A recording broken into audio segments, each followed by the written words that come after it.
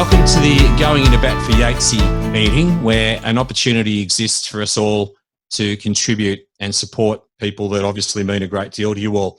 And my name is Wes Cusworth. My involvement comes at the invitation of Greg Quayle to gather Nathan's workmates, cricket and baseball teammates and friends from far and wide to play a part and to contribute and to hear a little bit of the story.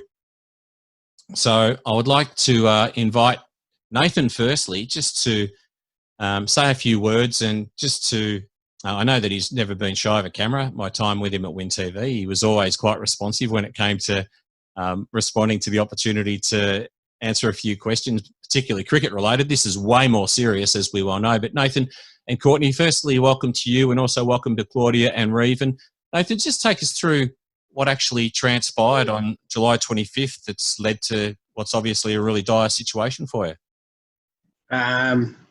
I was just sitting around having a few drinks with a mate, and then went to go to bed, and then got up to go to the toilet and had severe headaches and just in a real hot sweat. And then, the rest is sort of history from there. Needed an ambulance. Did you get a sense fairly early on that things were pretty serious, that something was clearly not right? I was probably the worst headaches I've ever had, but I tried to shake it off for a little bit, but then it just, nothing was working, nothing was getting any better. And that's where Courtney just said, "Nah, enough's enough. We'll get an ambulance." So.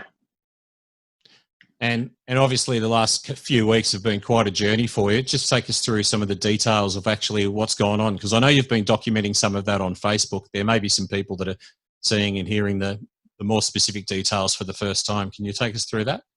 Yeah, so obviously got rushed to Ballarat, and then not long after that, not that I remember, got rushed to Melbourne. Then don't really remember the first few days of it.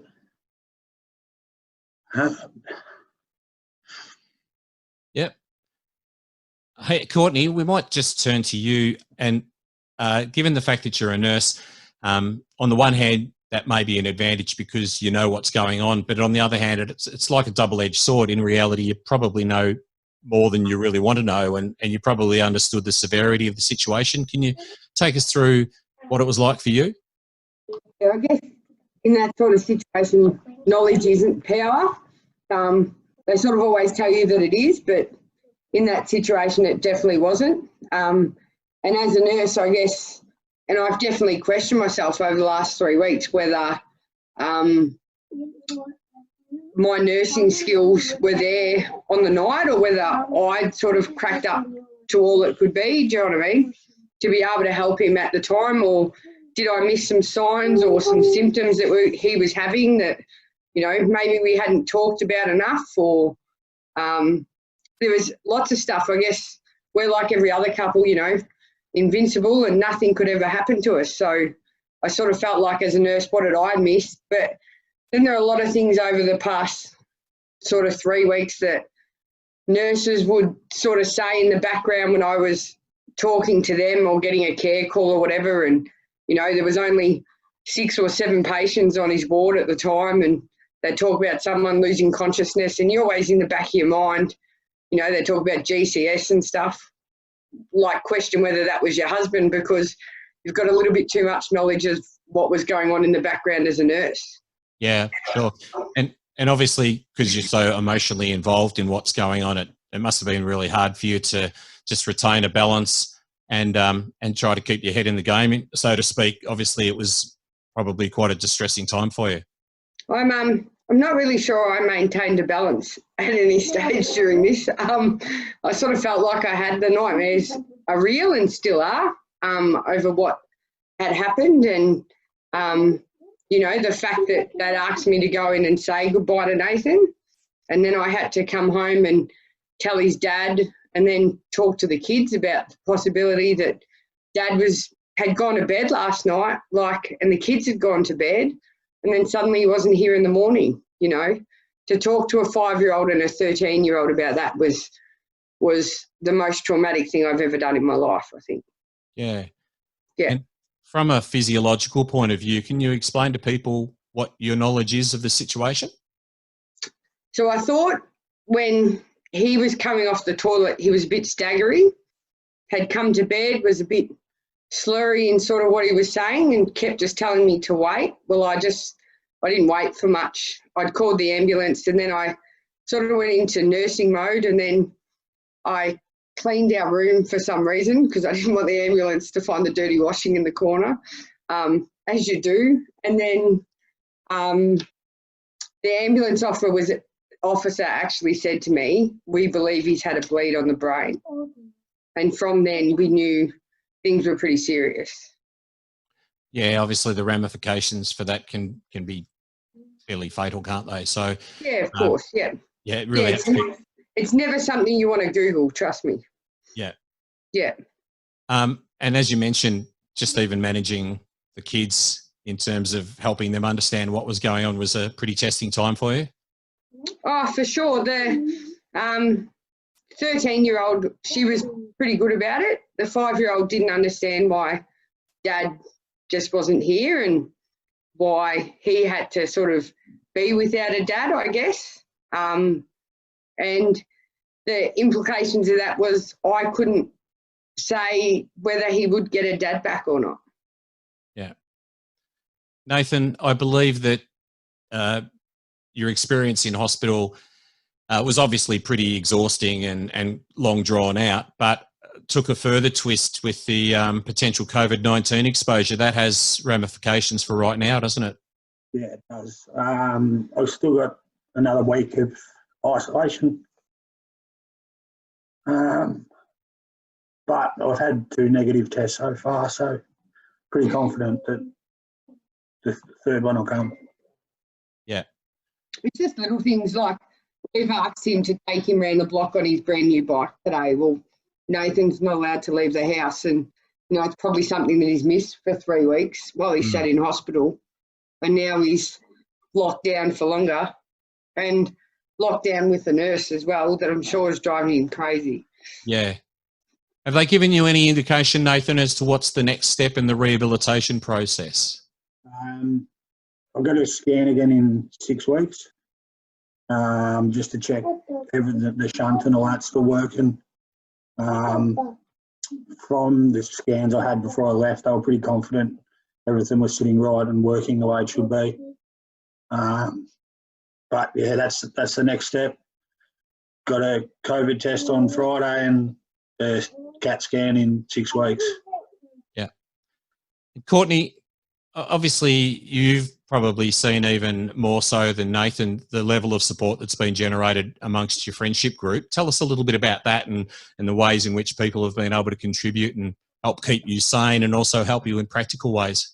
Well, you just can't believe the community could come together like it has. Like, I always knew we had good friends, and definitely the day of all this, I think we broke every rule in the book, and people come around and sort of stood vigil and sort of waiting to hear about the operation. And, that support, I will always be, I will always honour people for that, because I just can't believe what they did that day, just stand by and watch a wife and kids absolutely fall to pieces, I guess. But we've had food dropped off and spaghetti bolognese and Nathan's request for sausage rolls. I think there's about 200 here at the moment.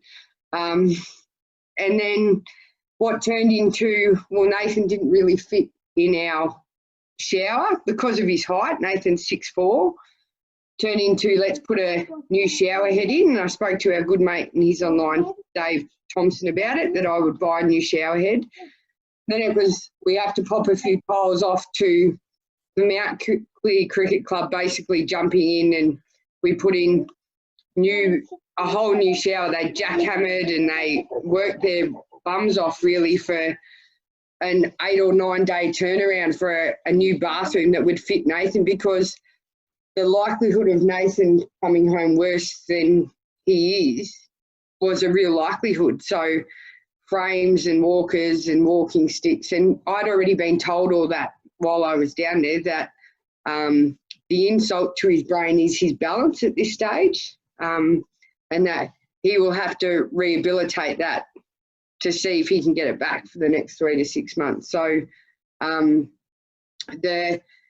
so when Nathan was down the Royal Melbourne Hospital, he hadn't had a shower for 3 weeks and was a bit on the nose, which he'll kill you for saying. So just being able, he was the first one to have a shower in the new shower.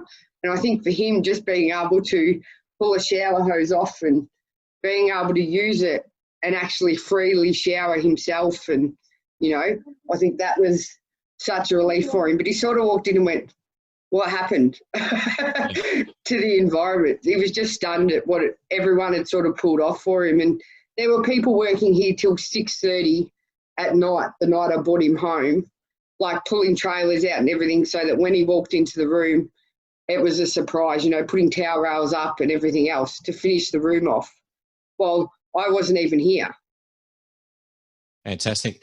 So obviously things becoming a little more complicated for you too, Courtney, with obviously the closing of the Fairfax printing complex in Wendouree, and that impacts on you and Nathan really enormously, doesn't it? So just take us through, that's a layer of challenge that you didn't need, isn't it?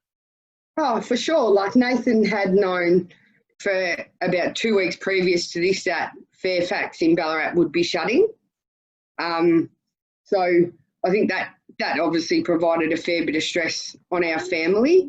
And then, but that's nothing in comparison of what we're facing. Nathan had started looking for other jobs, but I guess we're at the situation now where he'll have to rehab before he can go and find a job and be 100%, do you know what I mean? Get back. Yeah. But the care for him now is more important than any job or anything.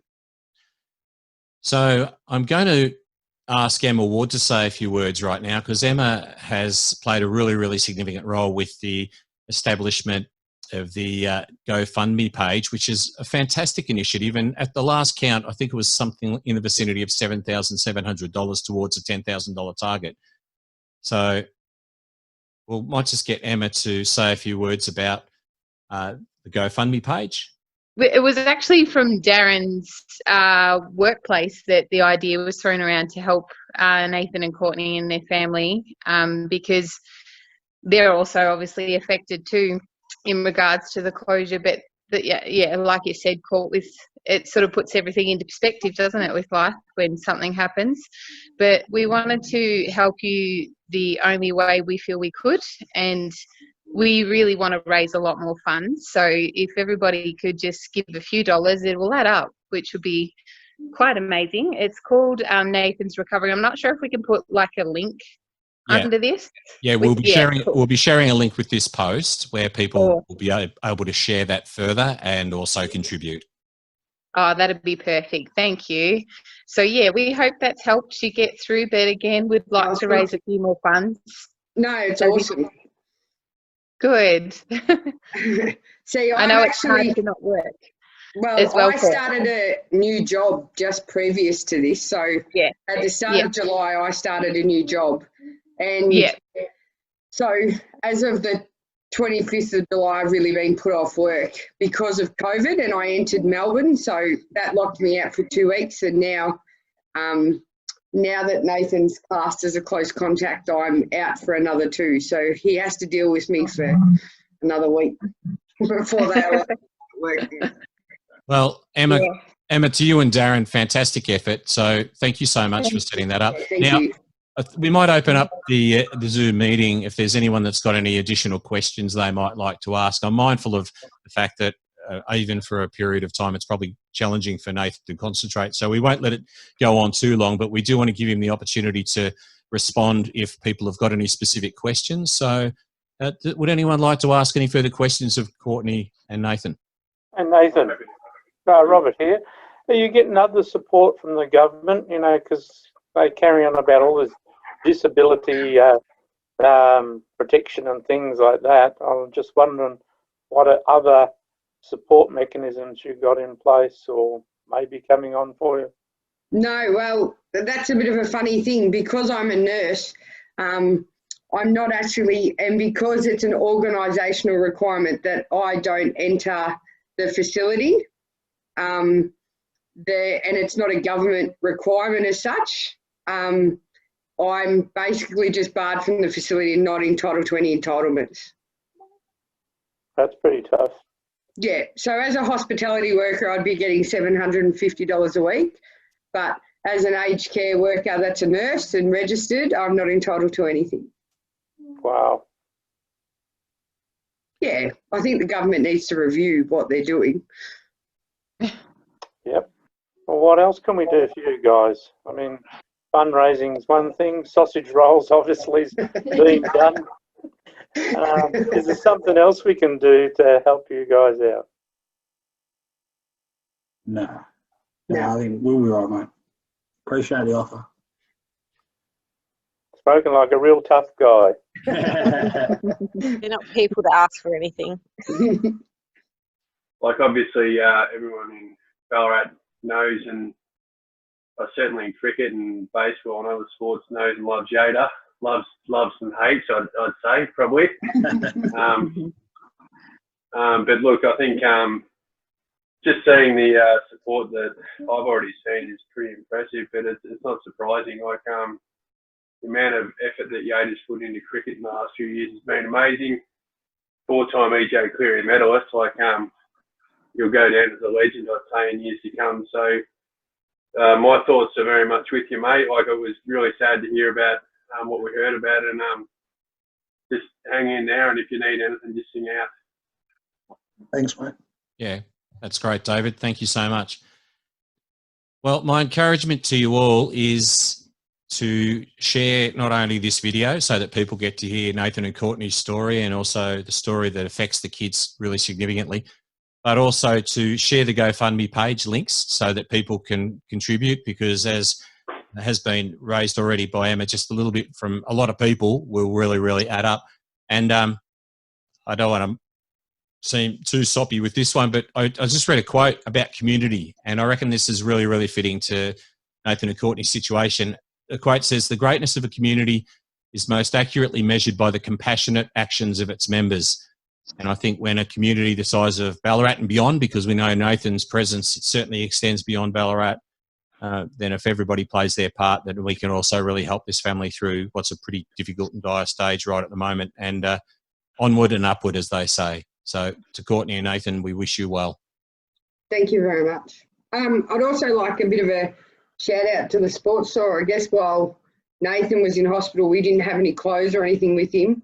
In a sport in Ballarat, we talked about drips, and obviously Nathan at some stage had a drain coming out of his head. So obviously putting on clothes become a bit of a challenge, and Spong was around here the next day with jackets and pants and everything to see Nathan through while he was in hospital, and just left him on the doorstep and went, hope this sees him through. So a big shout out to them too, because that was just amazing to be able to get him some clothes down there at some stage so that he was dressed basically. Thanks, everyone. Thanks. Bye. Bye. Bye.